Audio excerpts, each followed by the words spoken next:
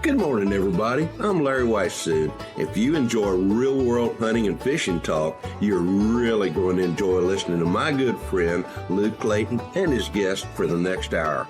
This is Dustin Vaughn Warnke, producer of this fine show that's been airing for the past 20 years. Welcome to Outdoors with Luke Clayton and Friends. Luke has been a recognized outdoor writer for the past 4 decades and writes for a whole host of outdoor publications. Luke pens a weekly outdoors column that appears in over 50 Texas newspapers, and he's lived the outdoor lifestyle since childhood.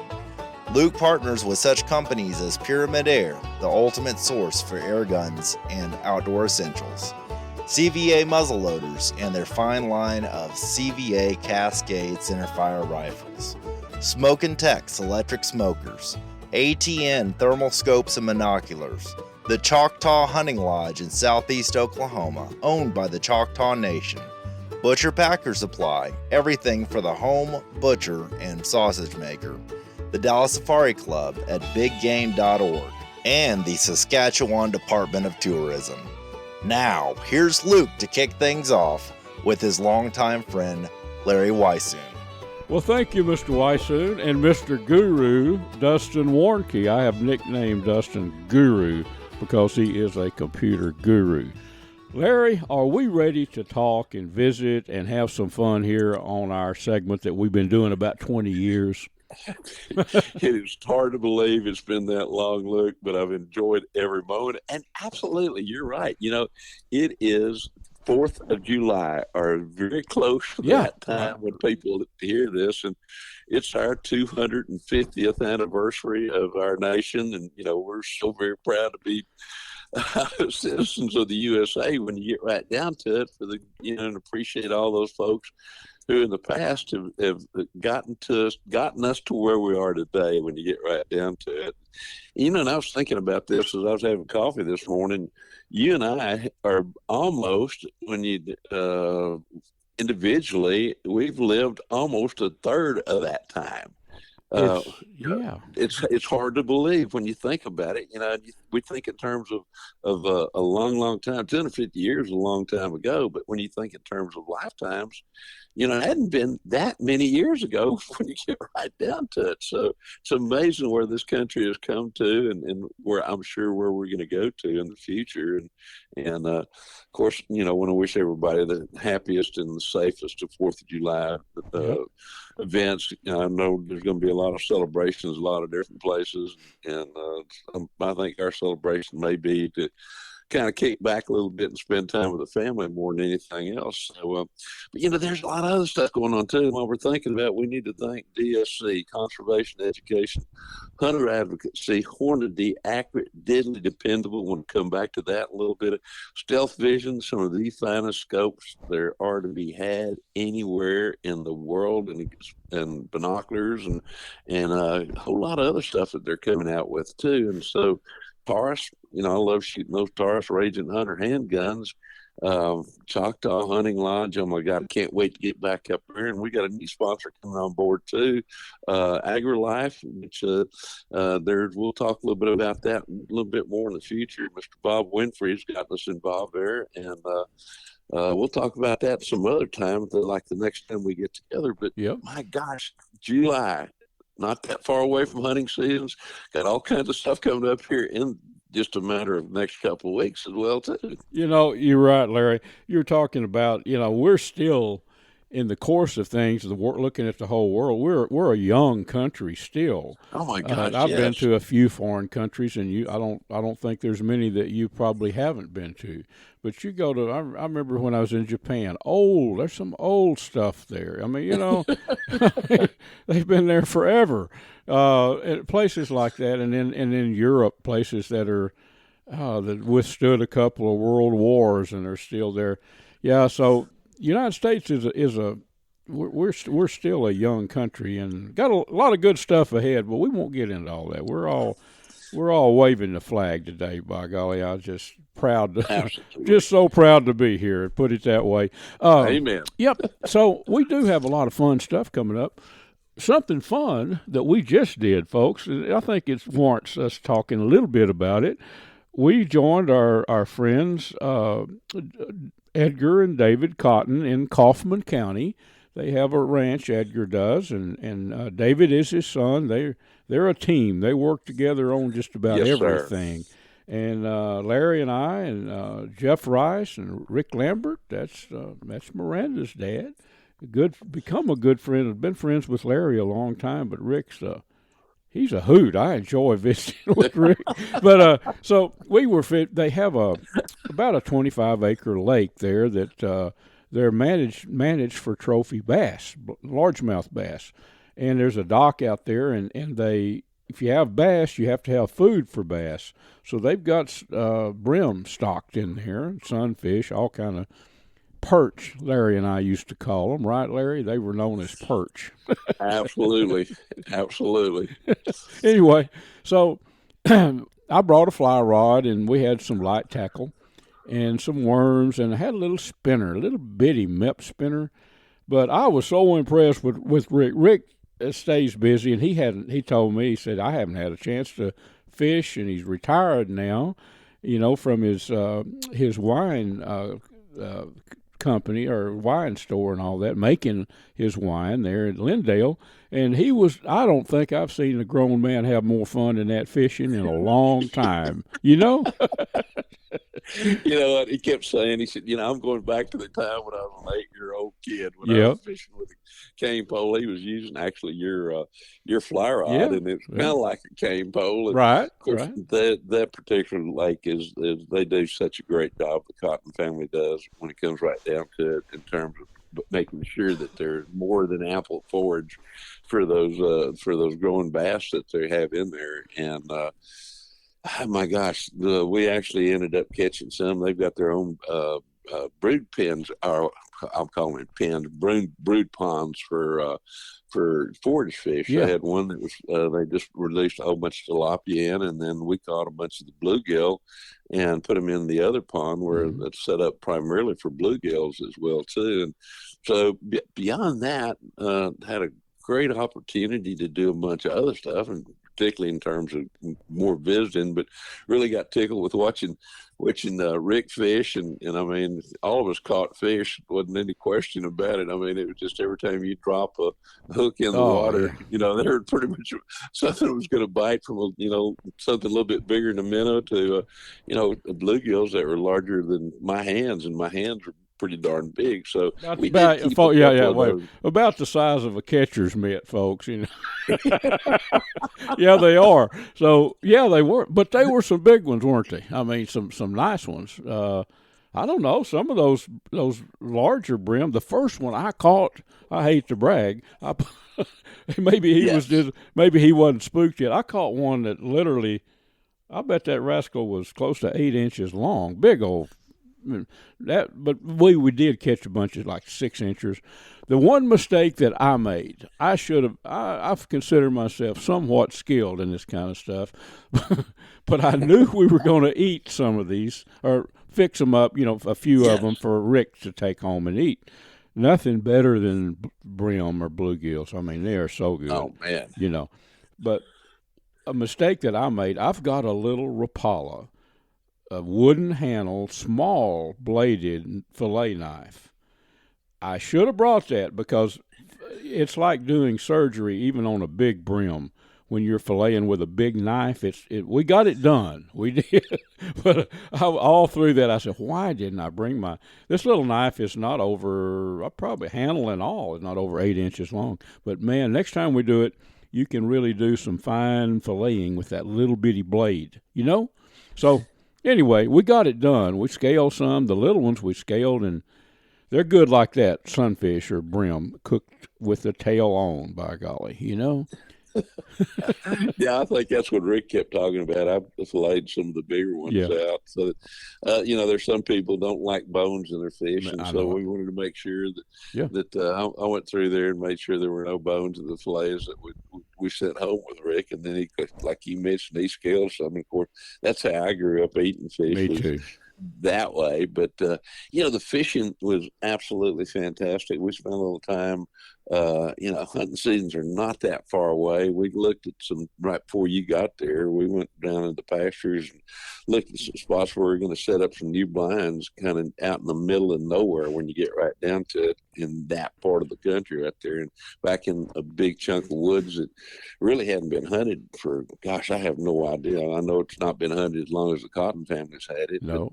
But, so it probably goes back, 10, 15 years before anybody really went back in there. But so we looked at some things like that, and that's a good thing to be doing this time of the year and getting ready. And then too, I need to remind folks, back in 1985, Gary Maitch and Murphy Ray and I started Texas Wildlife Association, and it has become such a fantastic organization in the state of Texas, having anything to do with wildlife and landowners and any of that kind of thing. And we've got our convention coming up here probably next weekend. Actually, it's like the 9th, 10th, 11th, and the morning of the 12th.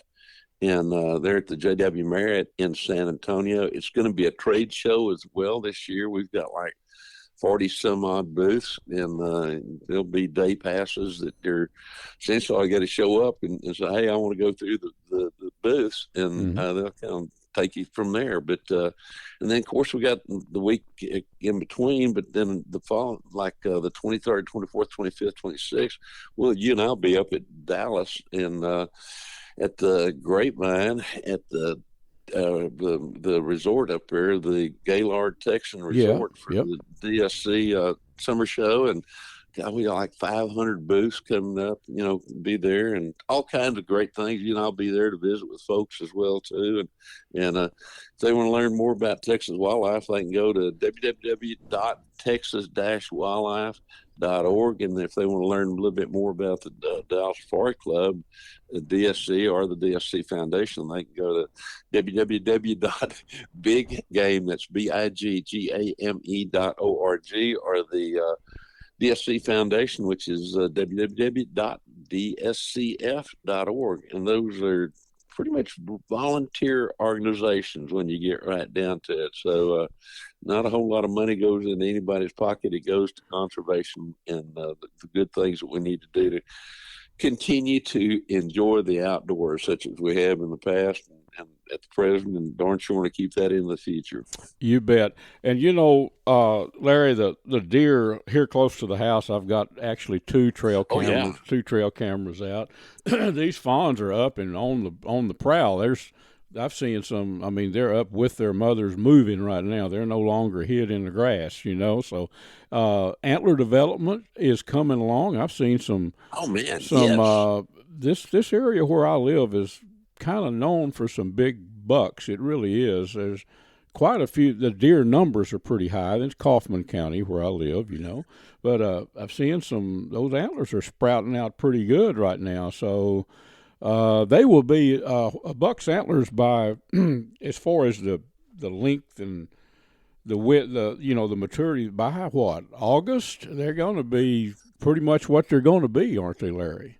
Right. We're getting probably about anywhere from half to 2/3 in certain areas grown right now, and usually by about the middle to the latter part of August, those antlers will be totally formed as to kind of what they're going to do. You can tell when you look at them, if they're still kind of bulbous at the tips, they're still growing. But once they start pointing out at the tips, that's about what you're going to get, or their bucks are going to produce that year. And so now's a good time to really get out there, and particularly if you're looking for a buck that you've seen in the past.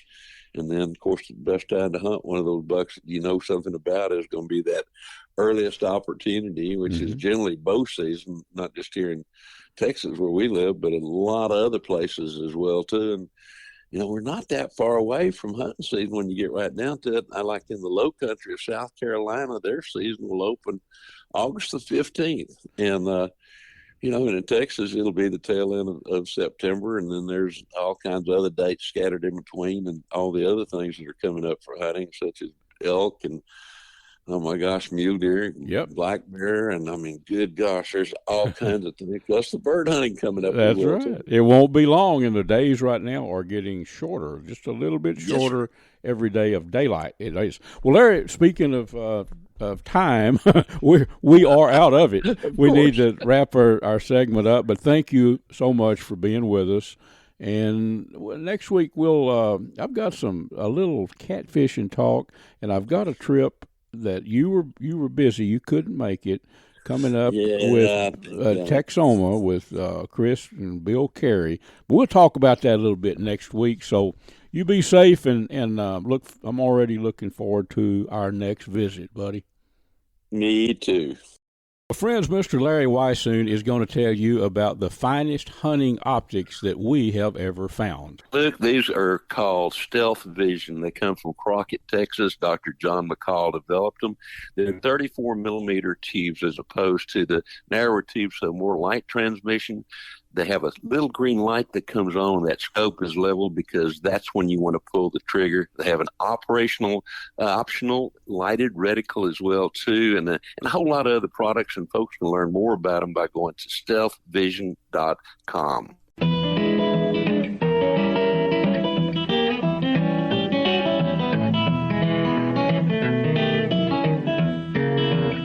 Folks, if you enjoy hunting, I want to hook you up with Ultramatic Feeders. You need to know about this company. The website is ultramaticfeeders.com. They are a one-shop stop for everything you need with hunting blinds. They have all kind of different brands of hunting blinds, game feeders, parts for feeders. Again, the website is ultramaticfeeders.com. And friends, I've been using Smoking Tex electric smokers for over 15 years, probably closer to 20 years. You can go online to smokingtex.com. They're not one of your throwaway electric smokers that you can find at some package stores. These things are made to last. I've got one that I've been using for, that length of time, probably 15 years. Check them out online, smokingtex.com. Well, friends, what do you say we talk a little more fishing? Let's go up to Cooper Lake. I think the official name has become or is Jim Chapman, but most of us old fishermen know it as Cooper Lake. And Tony Parker has been a friend of mine for many years. Tony, I dare say, has fished Cooper Lake more than any human I know. He knows more about catching the sand bass and the hybrids there because of the years he's put in. Tony, but I better just stop bragging on you and get you on here to talk with us. How about that? That'll work fine, Luke. Yeah, okay. So, a lot of people listening know you, and they probably also know that you were retired from there for a few years, but you're back. What I would like to do is talk about the difference in fishing Cooper Lake, catching fish on Cooper Lake 10 years ago, and you've been back in action several months now, guiding there. Have you seen any big differences in the two periods of time, Tony? Well, Luke, I'm gonna go back about 10 or 12 years. That was back during one of our droughts. Whenever I did quit, Yep. Cooper got extremely low, and that winter it stayed low going through the winter. And that winter we had a massive shad kill. Mm-hmm. With that being said, we lost a bunch of hybrids the next summer when it got hot. They just didn't have anything to eat. Yep. They have bounced back. Before that, it was probably the best hybrid fishery I've ever seen. I'll agree with you. And, the sand bass have always been good. They're always going to be good. I'm catching sand bass right now from 2 pounds down to 6 inches long. Yep. So we have a very good population of them. But I kind of got off track a little bit. The hybrid fishing is great right now. It's not 100 fish a day like it was 12 years ago. Mm-hmm. A really good day now is a limit plus, and they're a little harder to come by, but the weather's been a little different for June too. We were just talking about that a while ago with all of the rain and the cool weather. Yeah. Cooper likes it hot. Mm-hmm. I don't know why. I think they're trying to torture me, but they like it hot. I know that, yes. So I'm waiting on the rain to get out of there. Yeah, Tony, I used to Of course, folks, I fished with Tony. Well, actually, at Lake Tawakoni when he very first began guiding years ago.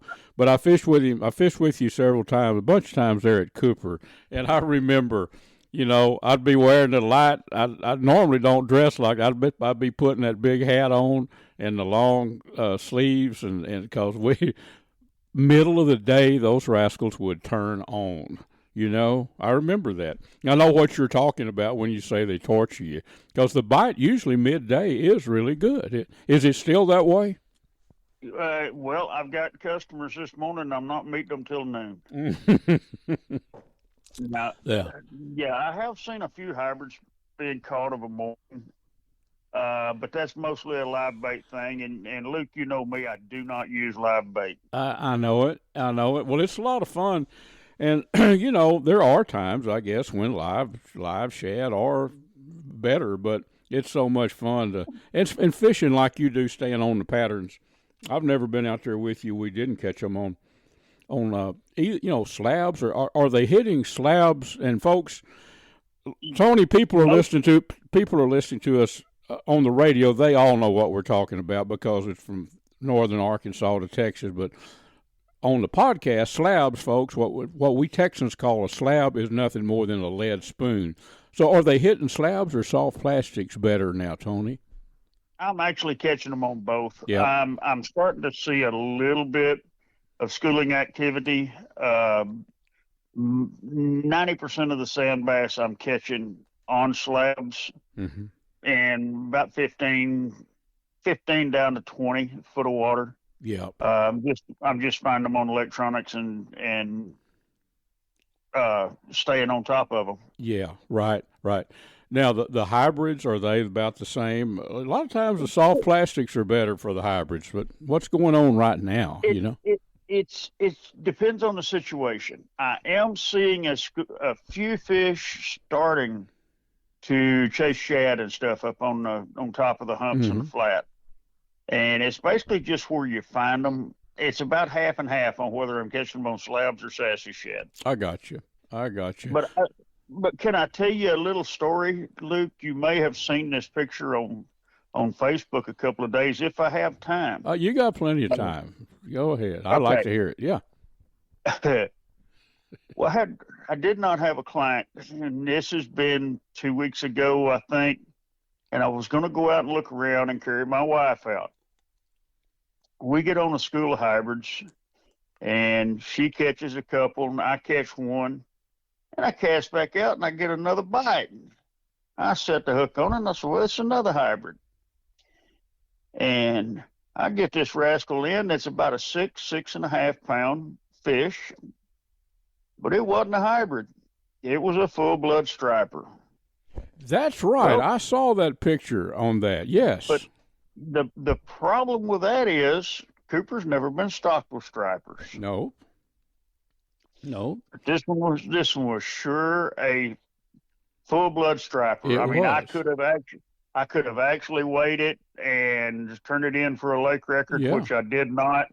I actually I actually turned it into fillets, is what I did, because that's my favorite fish to eat. Or oh my God!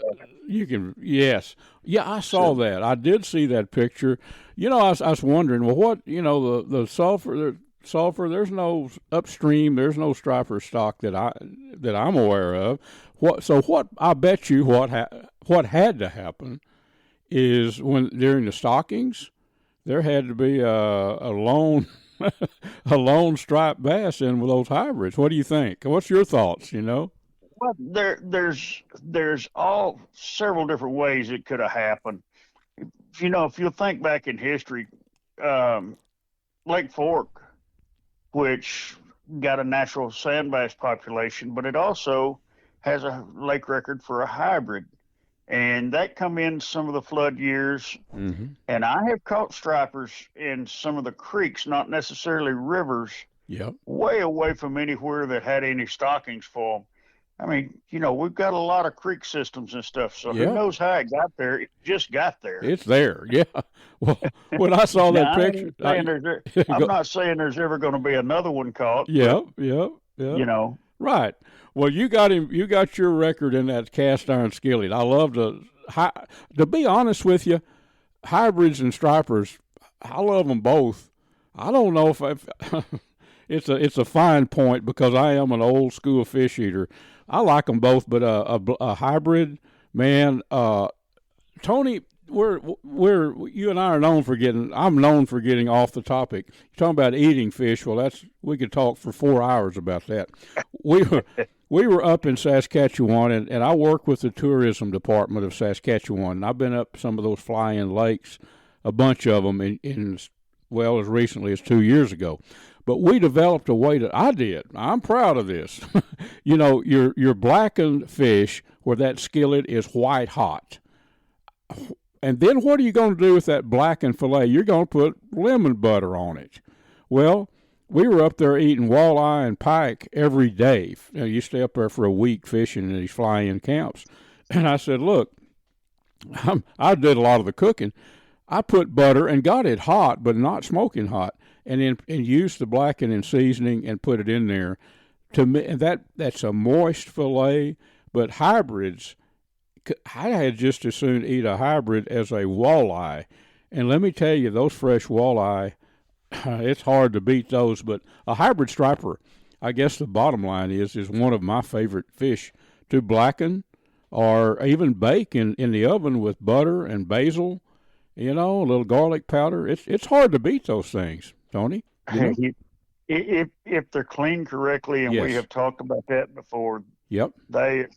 I won't hardly put anything else in, which I'm a little different now. I have the ability to keep a mess of fish, you know, clean them one day or that day and cook them that same day. Right. And but the only fish that I put in the freezer is hybrids and the stripers. Yep. Mm-hmm. I will say this, in all fairness, I absolutely love blue catfish too. I blacken those just like I do the hybrids and stuff. Well, you know, Luke, you can look at me and tell that there's not many meals that I don't enjoy. That's it. Well, that's, you know, us outdoor people, we gotta eat too. You know, good thing about it is we like to eat stuff that's good for you, like wild fish, wild deer, and I bet you old Mr. Tony Parker will eat an occasional wild pork backstrap. Am I right? I will. Of all the wild game that I eat, pork is my least favorite. It is. It is my least favorite. I put deer in the freezer. As a matter of fact, we had chicken fried steak or deer steak last night, and the night before that we had fish out of Cooper Lake. Yeah, that's good. My wife is her dad was 100 carat Cajun. Aqua was her name, but they were raised. By the time she came along, they were living in Houston. Believe it or not, she won't eat fish. She won't eat game. So I just have to kind of cook around her, you know. I cook it and stick it in the icebox and eat it for 2 or 3 days. Tony, we have morphed into all kind of fun talk today, buddy. But, folks, our guest is guide Tony Parker. Tony's going to give you a phone number where you can contact him. He's fished Cooper Lake, Jim Chapman, if you look it up, if you're not from Texas in this area, more than anybody I've ever known. So, Tony, people that might want to get with you and get out there in that big comfortable boat, have some fun, put some fillets in the freezer, how do they reach you? That's easy, Luke. I've had the same phone number for years. It's area code 903-348-1619. And I'm on Facebook at Tony Parker. Tony Parker. You'll see a picture. What's the picture? I know you and a fish or something like that. It's going to be me and a fish or me and a deer or something like that. Right. Tony, thank you, buddy. I know you got some clients to meet right now, but I appreciate you spending some time with us. And like always, we have fun. I've had a busy early summer, but when we both get our schedules right, I do want to get up there and have some fun with you like we did in the old days, you know? Well, I'm looking forward to it, Luke. Friends, this is Luke. If you're looking to refinance a mortgage or maybe buy some rural land or whatever, I want to recommend to you a company that I've had some stellar dealings with. It's Green Lending. Now, you can go online to greenlending.com. I'm going to give you the name of a guy that helped me tremendously, Jack Hamill. And I'm going to give you Jack's number. Give Jack a call if you want to refinance or you want to buy some rural land or whatever. Jack's number there at Green Lending is 440-223-2086. Or just go to greenlending.com and check it out. It's a great company. I had some wonderful dealings with them, and most of it was done online. Big Sam left Seattle in the year of 92 with George Pratt, his partner, and brother Billy too. They crossed the Friends, this segment is made possible by Platinum Cadillac and Chevrolet in Terrell, Texas. Stop by and visit with my buddy Mr. Justin Rudd and his team of experts and let them put you in a new Chevy pickup or a Cadillac or whatever you might be in the market for. Also, the Choctaw Hunting Lodge up in southeast Oklahoma. Check them out at ChoctawHuntingLodge.com. Also made possible by Pyramid Air, your one-stop shop for everything airgun related. Well, friends, I have got an upcoming trip to Lake Texoma here in a couple of 3 days, about 3 days, to join my buddy Chris Carey, Captain Chris Carey, Bill, his dad, Bill, the ramrod there at Striper Express. So why don't we go to Texoma right now, and let's get Bill to tell us what's going on. Bill, thank you for being with us today, buddy. Well, good morning, Luke, and all y'all out in radio land. Good morning, Bill. And, yeah, I'm fired up. I'm excited to get up there. I know for a fact Mr. Jeff Rice and I will be there. Jeff will have his video camera rolling, and I'll be getting some pictures from my newspapers and stuff like that, like I always do. But I know for a fact that striper fishing right now, the summer patterns that we've talked about so much are on. What I don't know is is it widespread this. Tell us what's going on. I know a lot of times in the summer they'll be down by Eisenhower. That was an old traditional run, but last time we talked, there was a lot of schooling all over. Yeah. What's happening now, Bill? There is. You know, folks, for years we had a traditional 2, maybe 3 school run that were legendary. We called it Striper Alley down at the dam all the way up to the mouth of Little Mineral. That was let's call it an hour and a half topwater run, and then they switched to slabs. And then we'd have what we call the Alberta Wall, Alberta Creek up the Washita River. They manifest there, and these are big schools, folks. This is what we're talking about. It can be, I know it sounds like a fisherman, but they can be a mile long and a quarter mile wide. I'll testify to that. I've been there and seen it, and yeah, there's a mess of fish and a lot of action, topwater deluxe. Now, what's been going on the past 5 years is we don't have to go all that far.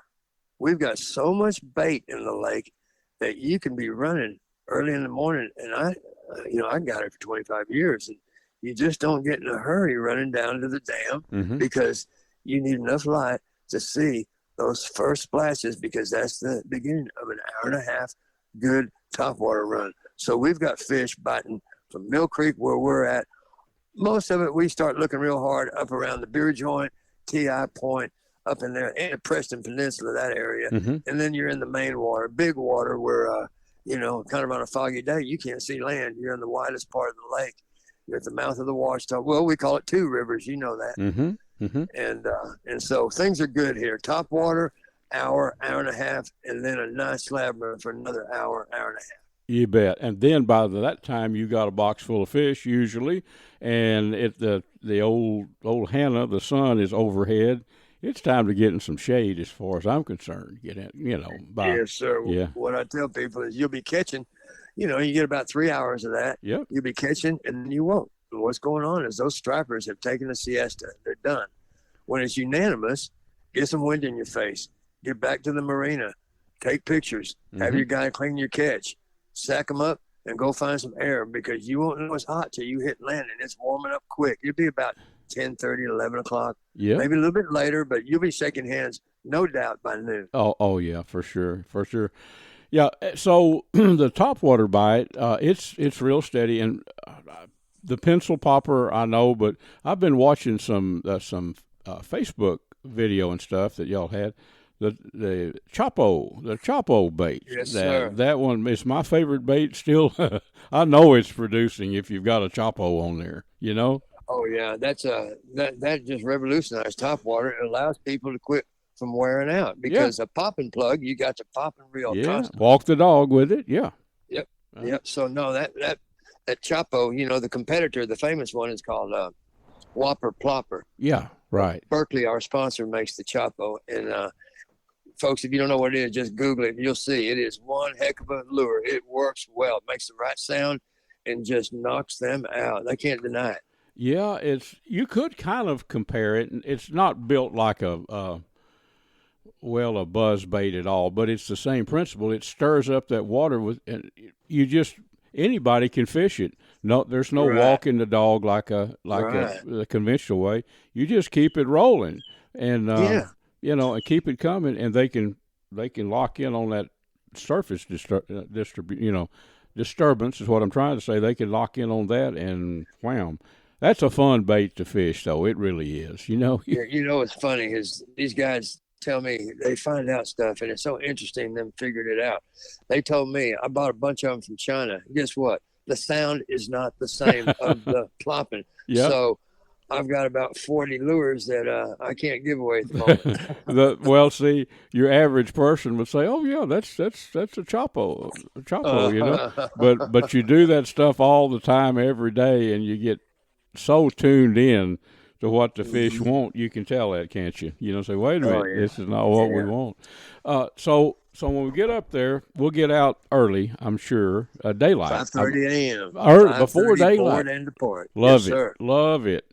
And then just get out there and just probably, I'm going to guess, just be binoculars or whatever and be watching for schools, right? Yes, sir. Try and stay away from the trollers. I got to mention that. Yes.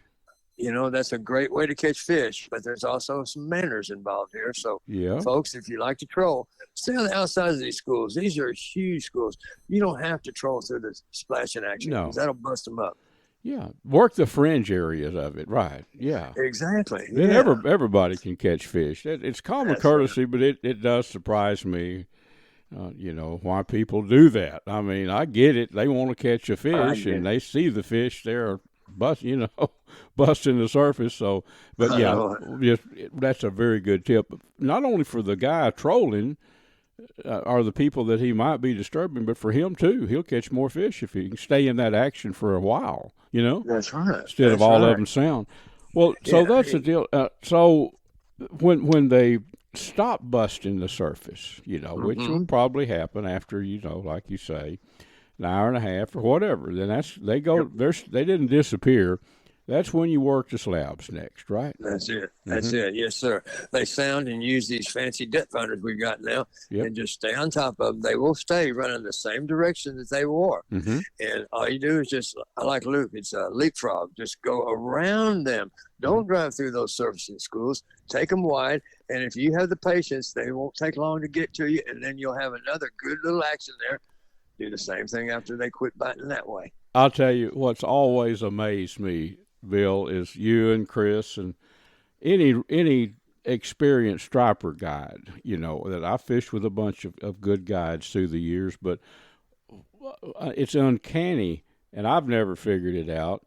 But when say you're out there in just say a half-acre school of topwater feeding fish, well, they go down. Right. Which direction? How do you know which way they're going? But I'll tell you, I have no clue how to. But fire up the boat and make a big arc, and by golly, here they come. I don't know. There's 360 degrees to the compass. They could go anyway, but 90% of the time, you guys will be where they're at.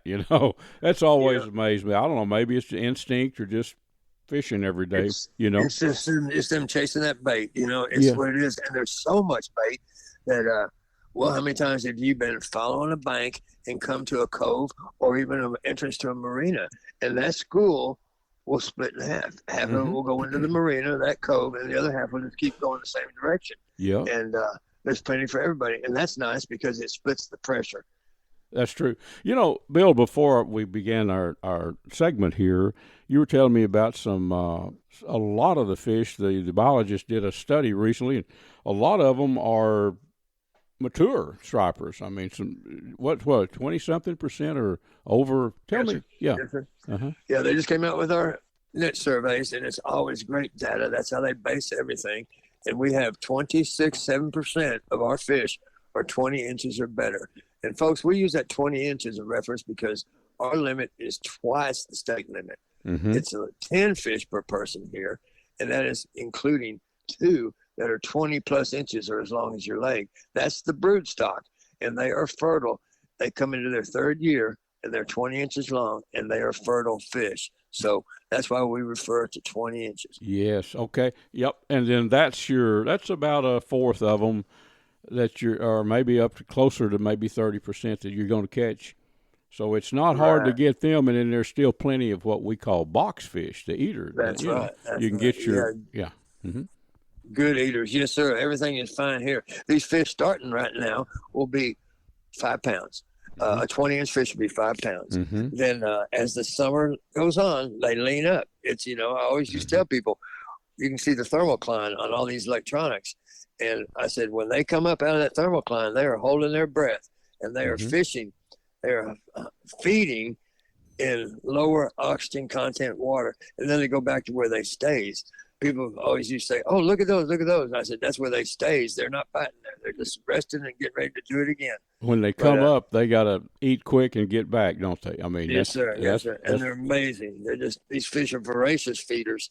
And they, I was thinking about you just the other day because that slab run is happening, and those fish wrap that rod against that boat, and I think of Luke every time. Ah, boy. Well, I'm thinking about that exact thing. I'm thinking about that happening in about 2 or 3 days.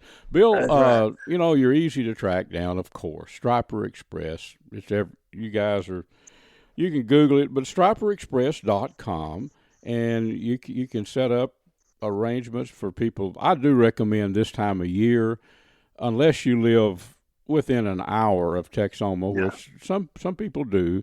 But if you have to drive a couple 3 hours, I suggest get up there, and Bill can help you out, get you set up in a place to spend the night. And then that's it. Yeah, you're going to be out on the water before sunup, for sure. So let's leave a phone number, Bill, for people that might want to give you a buzz, Sure. They can call us anytime at 903-786-4477. That is 903-786-4477. Thank you, Bill. I'll see you in about 3 days. So get ready. Here I come. Come a running. Folks, I want to tell you about one of my long-term partners, and that is Pyramid Air. The website is pyrmydair.com. They're a one-stop shop for everything airgun related. Big bores, little bores, PCP guns, springers, you name it. All different brands, some great airgun supplies, but also a whole lot more. Archery, ammo, optics, shooting and outdoor gear, action sports, all this stuff can be found right there and ordered through Pyramid Air. So remember, go online to pyrmydair.com. The snowflakes fall as winter comes, and time just seems to fly. Friends, I've been shooting and hunting with CVA muzzleloaders a long time. They are, in my opinion, the best muzzleloaders on the market. But did you know CVA also makes a very fine line of centerfire rifles, built to last and super accurate? Been hunting with those for several years. Check them both out, the muzzleloaders and the centerfires, online at cva.com. Folks, I want to introduce you to some good friends of mine at Dash for Cash Pawn Shop in Seagoville, Texas, located at 133 Hall Street. The phone number is 972-287-3121. Go by there and talk with Gary or Randy, the owner. They're great people. They've got some great prices. Again, that's the Dash for Cash Pawn Shop, Seagoville, Texas, 972-287-3121. Friends, this is Luke, and we have a little extra time in today's show, and I'd like to just visit with you one-on-one here and talk a little bit about hunting. You know, someone my age in their mid-70s, we've seen a lot of changes in hunting. I don't care if you're from Pennsylvania or Texas, but especially in Texas, we went from an era where when I was a kid, growing up in Red River County up in northeast Texas, if you saw a deer when you were hunting, you did pretty good. Now, we had some, actually looking back, these guys were World War II veterans, friends that, the fathers of people that I grew up with up there in the country, but they were a few of those guys that knew how to hunt deer. I don't know where they learned it, because it certainly wasn't in northeast Texas back when they were growing up, because basically there were no deer. But they had camp set up. I remember, never will forget, when I first was exposed to a real deer camp. I was 11 years old. And prior to that, I'd taken a little Mossberg 410 shotgun loaded with rifle slugs. And, there were deer. But, I mean, if the course of a year, I lived on a little 30-acre farm, we might see 2 deer and might see tracks. Probably most of the tracks that I thought were deer tracks were hog tracks. But the first deer camp I ever went to, I never will forget, it was called Crook's Camp, Crook family. And my brother-in-law had an old 56 Ford Crown Victoria with a Police Interceptor engine in it. It was a cool car. And this was about in 61 when I was 11 years old. He said, Luke, I'm going to take you over here. Some friends of mine, these guys are real deer hunters, and you know, they had a camp set up way back north of Clarksville, if you know the area. It's still pretty remote country where I grew up. But we drove down this old dirt road and pulled back off of a logging road and back in there, and these old boys had 2 green Army surplus tents set up. I never will forget. There was about, as I remember, there's about 5 of them in the group there, the hunting group. And I looked over there on a meat pole. They had an old pine sapling tied up to a couple of trees, had 2 bucks hanging up. And these, as I remember these, I thought they were huge, but these were probably maybe 2-year-old bucks, you know. But they'd taken a couple of deer, and that was the first deer I'd ever seen, the first hunting camp I've ever really been to. I remember these old boys had a tent, had a table set up where they played cards at night, and had a big old cast iron pot hanging up on a tripod type deal over a fire. They probably had a soup or a stew or maybe chili in that. But I remember at that age, at age 11, I said, I am going to learn something about how to hunt these deer. It just resonated with me, the whole idea of a deer camp, hunting deer. And by the time I was about 16, I actually killed a little buck, and I was a deer hunter from then on. I never will forget, I was in my mid-20s, before I ever went to a place with a lot of deer. Now, by the time I was 20, in, say, 1970, there were huntable numbers of deer up in northeast Texas, quite, getting to be more and more deer every year. And I'd killed a few deer, learned a little bit about hunting deer. But when I was in probably about 23, I was on a deer, like a day lease up in Llano County, down in Llano County, the hill country. And boy, me and a couple other old boys, my friends, we'd saved up. And remember, never will forget, it's $184 for a 3-day hunt. And that's one of these deals where you camp on your own. We brought a tent, and I was a pretty good camp cook even back then, so I did most of the cooking. And I never will forget, by then I had a Model 94 30-30 lever action East Texas gun. And the old boy's name was Herb Steeling. I'll never forget. He ran the camp. There was probably 8 or 10 people in camp. Day hunting, 3-day hunts. And Herb, he was kidding me. He said, what are you going to do with that gun down here? I didn't have a scope on it. I said, I'm going to kill a buck. I hear you've got a lot of deer down here in the hill countries. That was also my first experience with an exotic animal, too.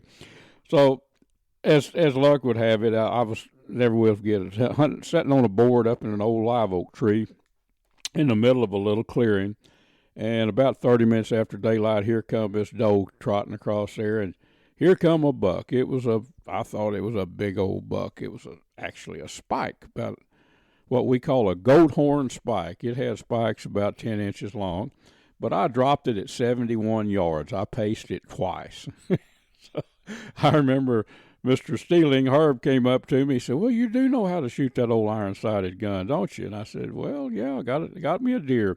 But I was as proud of that deer as I've been of any deer, you know. And so that was my first time to hunt deer where there really were a lot of deer. Now, the way the times have changed, now, I live in Kaufman County, southeast of Dallas. There are a lot of deer here. I'm talking about 30 miles from Dallas. All over the state of Texas, a lot of places there's deer are abundant. It's not a big deal to go out and shoot a buck, you know, or a doe or whatever you need. So, but I do remember a lot of us old deer hunters, I think, that grew up during an era where there were not many deer. Larry's one of them, Larry Weishuhn, my buddy. We talked about this a lot over campfires. I mean, we're in the golden years of deer hunting right now, and that's got its good points. But one of the things that I think youngsters are missing, and I won't harp on this subject, but you go straight to deer, and you go straight to bucks that we dreamed of shooting back in the 60s when we were young, or early 70s. I mean, nowadays to shoot a 130 class buck, pretty plentiful. Well, and a lot of youngsters miss the small game hunting, and I hope that hunting these deer during our golden era doesn't spoil them. I just hope they, you know, are like I was, and probably like Larry Weishuhn was back in the day when we first started hunting. I think that desire of wanting to kill one when they really weren't plentiful kind of sparked us on for our hunting in later life. Hope you've enjoyed this little visit with me. Like I say, we had a little extra time, so I wanted to just talk to you about how deer hunting has changed. And believe you me, if you'd been back with me in the 60s and back at sitting on that old pine limb when I was about 11 years old, hoping to see a deer, you'd appreciate like I do what we have today. Hope you've enjoyed our show, folks. Remember, this show becomes a podcast. You may be listening to it as a podcast. After all of our great radio stations run it, it's on iHeart, Apple, all those places, Spotify. You can just seek out, you know, Catfish Radio with Luke Clayton and friends. Till this time next week, be safe and have fun. Friends, I hope you've enjoyed our show. You know, this is our 20th year to be doing Catfish Radio, and I enjoy doing it now probably more than I did when I first began. It's lots of fun every week. But I want to tell you about a destination, one of my favorite destinations, and it's the Choctaw Hunting Lodge. It's up in southeast Oklahoma, maybe an hour north of Paris. I don't think it's that far, but it's an awesome place. You can go online to ChoctawHuntingLodge.com and check it out. Beautiful lodge there. Trophy deer hunting on thousands of acres of Choctaw tribal land up there. It's just, if you ever go up there, you will return. A lot of eastern turkey in that part of the country, and probably our closest destination for many Texans to have a real chance to kill an eastern turkey. So that's got that going on. Exotic hunting, hog hunting. If you're an outdoor person, you'd love a visit there at the Choctaw Hunting Lodge. Folks, we are out of time. Make sure and tune in next week and be safe in the outdoors.